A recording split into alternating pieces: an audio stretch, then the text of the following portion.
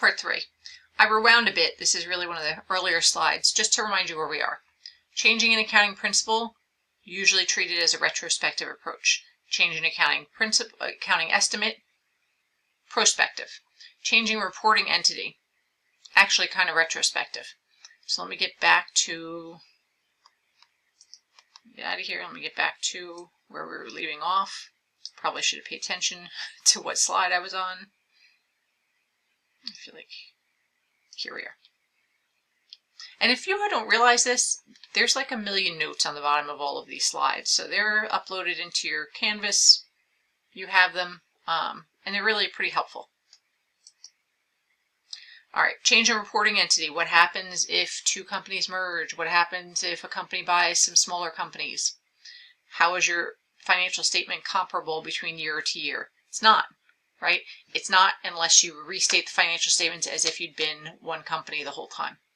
Okay, so even though you haven't been the one reporting, you've been, you were your own company and you bought another maybe smaller company, you're going to need to present it as if they'd been together the whole time. It's actually called a consolidation. We don't get into any of the math on that. I remember when I was an undergrad, I did that in advanced accounting, and it was a lot to consolidate businesses' financial statements. It's not just adding one number to the next, I assure you.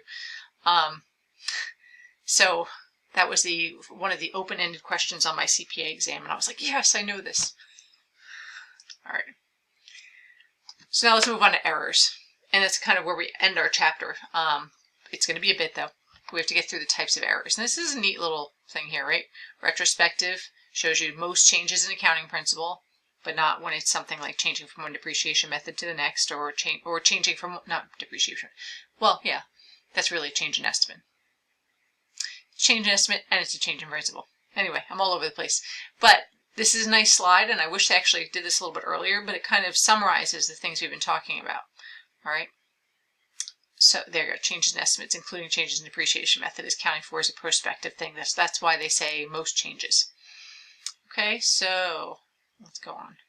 I just think that's a neat slide, and it doesn't really belong in the errors page because it's kind of an overall thing. But I'm not in charge, right, of how these are published. So let's look at these. Again, this is a nice summary. Grab this and use it as a reference. I mean, under no circumstances should you be memorizing these things. The idea is you just have to be able to know what kind of a change is it, and therefore is it retrospective, is it a prospective? Do I need to restate the previous period's financial statements? Okay, so all this information is in here. I think it's a great slide. All right, what if there's an error? Well, what we do with an error is we decide, well, first of all, the error has to be material, meaning it's significant enough to impact the financial statements in some meaningful way. If it's immaterial, you're off by a few $1,000s, and your company's a $500,000 company, you're not making changes. You're just going to fix it in the current year and go forward. So all these things assume that it's material, serious, significant errors. All right, so how do we correct an error? We fix the error with a journal entry if we can.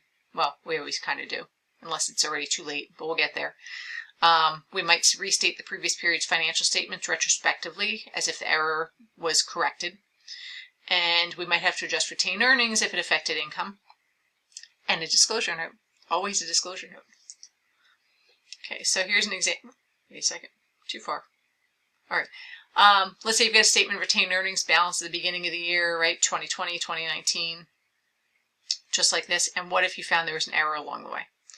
Well, if there's an error along the way, you'd have something, it'd look something like this. You'd have a corrected balance in here.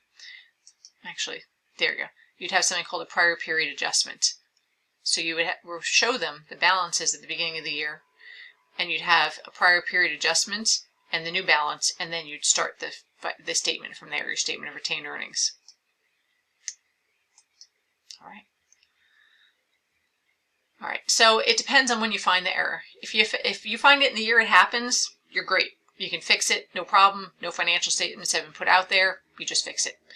If you discover it in a later period, it's a bit more work because, like I said, it affects your retained earnings because it may affect your net income. Oh, sorry, my finger hit the button. All right, here's an example. What if somebody paid $3 million for computers and they recorded it as an expense? Well, that's a mistake, right? I recorded it wrong. What I had done was I debited maintenance expense, some sort of expense, right? A debited maintenance expense and credited cash. I should have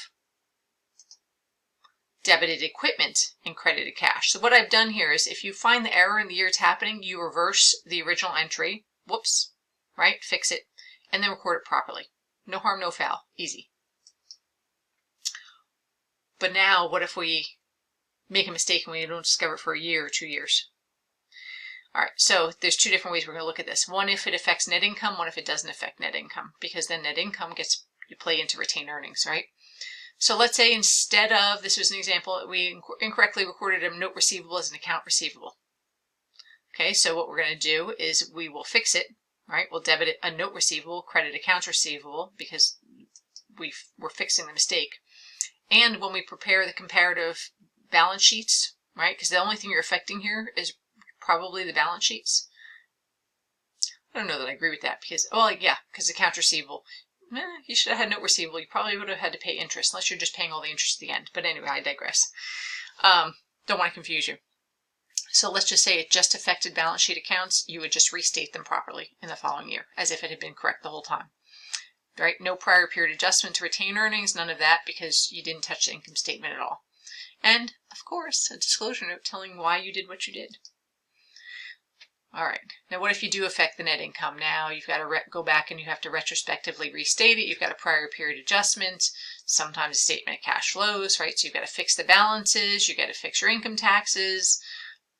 It's a lot. Like I said, this has to be material. It has to be significant enough to make a difference in an average person looking at the financial statements, in their opinion.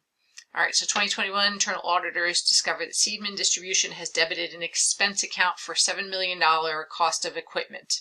And they should have been debiting equipment directly, not an expense. Because what happened? If they debited an expense for $7 million, that would have dropped their net income a lot, and they'd be paying less taxes.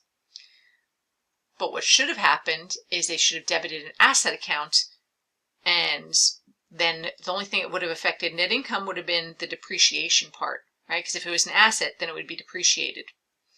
So you have a little piece of it that should be an expense. Right now you've got a huge $7 million of expense because you debited the whole thing. You really should have only depreciated one small part of it as an expense in the current year. Okay. So it should have been, if it had been recorded properly, you would have debited equipment, credited cash, and then you would have, did they even tell you it was a straight line? They don't tell you. I guess they assume you think, oh yeah, they're a straight line. It'd be over 5 years, right? So 7 million divided by 5, so you'd have $1.4 million in depreciation each year. That's the expense that should have hit your income statement. Instead, what your mistake was, I clicked too fast. I didn't let it do its fun stuff. Instead, what they did was they debited full expense for $7 million and credited cash. So what happens? Depreciation is being understated, right? Because you don't have a depreciation entry at all because you expense the whole thing. And expenses were overstated by 7 million. They were, right? You recorded by 7.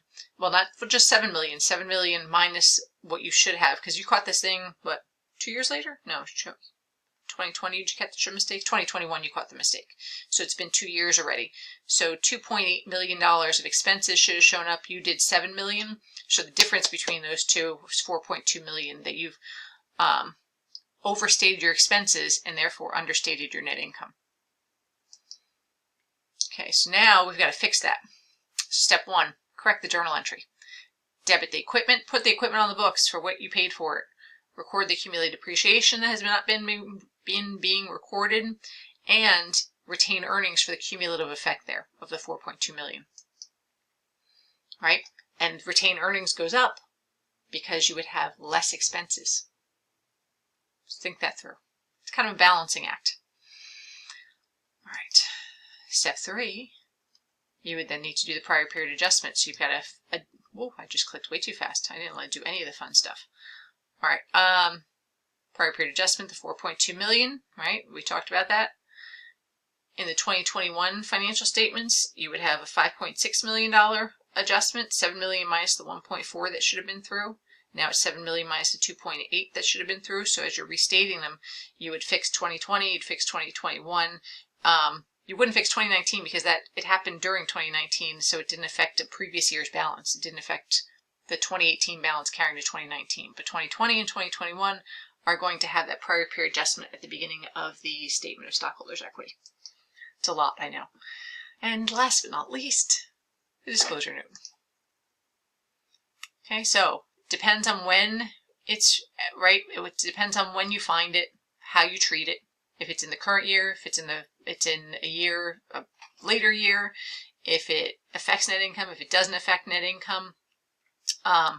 Let's say that error that we've been talking about wasn't discovered until 2024. So that means after this thing would have been fully depreciated, you don't do anything because it's done. Like all $7 million of depreciation has been caught at this point, right? So the idea is 2019, 2020, 21, 22, 23, 24. Well, yeah, so 6 years later, 6 years later, they discover, oh, we should have been depreciating that all those years. Well, at this point, you have fully expensed it. It was $7 million. You did it all up front. You should have been doing it over 5 years, but at this point, 6 years later, all the depreciation, all of the expense has been captured. There's no need to fix it. And that's one of the things. If it's something like inventory, and I'm going to get to actually, I just remembered there's slides on that. This is crazy. But the idea is, if inventory is miscounted, which is a pretty common mistake, if you don't find it until like the following year, it self-corrects in the following year. Because let's assume you counted wrong in the first year, and then you counted correctly in the second year.